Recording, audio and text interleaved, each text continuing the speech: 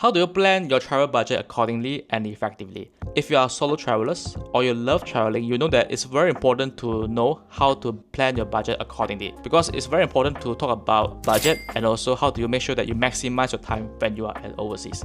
So this video I'll be talking about 4 things that I have to take note if you are a solo traveler or you love traveling or want to save money. This could be your first time traveling abroad, you are still thinking where to go and you are still deciding, okay, this country I want to go, maybe what should I do?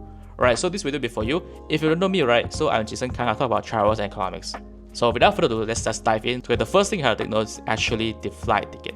This is super important because flight ticket is the important part of the budget. If you book a cheap flight tickets, it'll be much cheaper for your whole travel budget. So it also depends on which country you are going.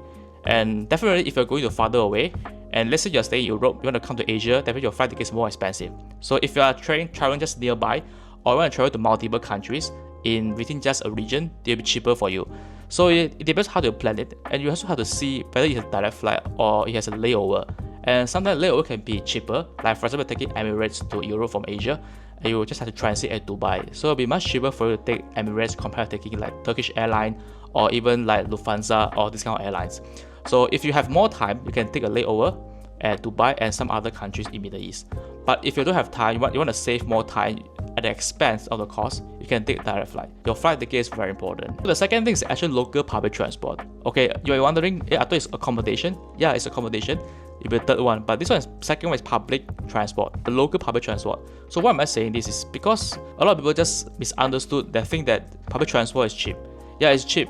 And if you're going to a country where there's no public transport or there's no efficient public transport, like for example doesn't have metro, MRT or a lot of buses, so you might have to spend more money to take a cab or taxi. Yeah, if you're going to some countries, like for example you're going to Vietnam, it might be hard for you to travel around by just taking buses and also maybe MRT. You have to take taxi or you have to use e-hailing services that will actually cost you more.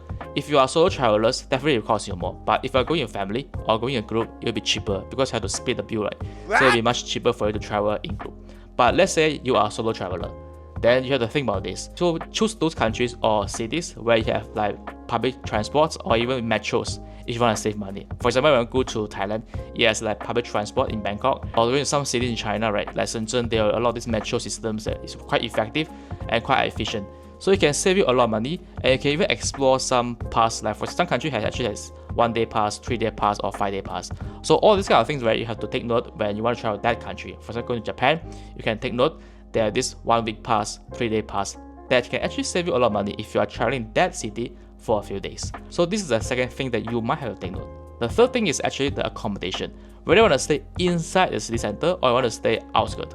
So if you're staying outskirts, definitely cheaper, but you have to take more time to travel all the way to the center. Again, it's actually related to the second factor, where public transport is very important. If you are staying outskirts, but yes, public transport for you to commute from outskirts all the way to the center, it's fine.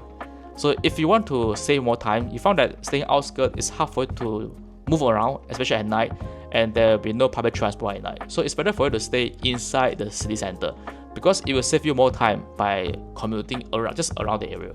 Yeah, because this is actually like, if you want to save money just for the accommodation at the expense of your distance, say you're staying outskirts, it might be very costly for you eventually. You have to spend more to take a cab or taxi or some other mode of transportation, which can be very costly if you are a solo traveler. The last thing is also very important, is actually the currency exchange. Whether you are using cash or using credit card. So nowadays, as a solo traveler, it's better for you to bring cash and also with credit card. So I also use like travel card like Wise card or some other cards that you might be using now. So because it's very convenient to use the Wise card, you can just top up this Wise card, and in case there's any emergencies or you lost your card, right, so there's just money based on that card. If you're using credit card, some people are wondering like, oh, it might be a fraud.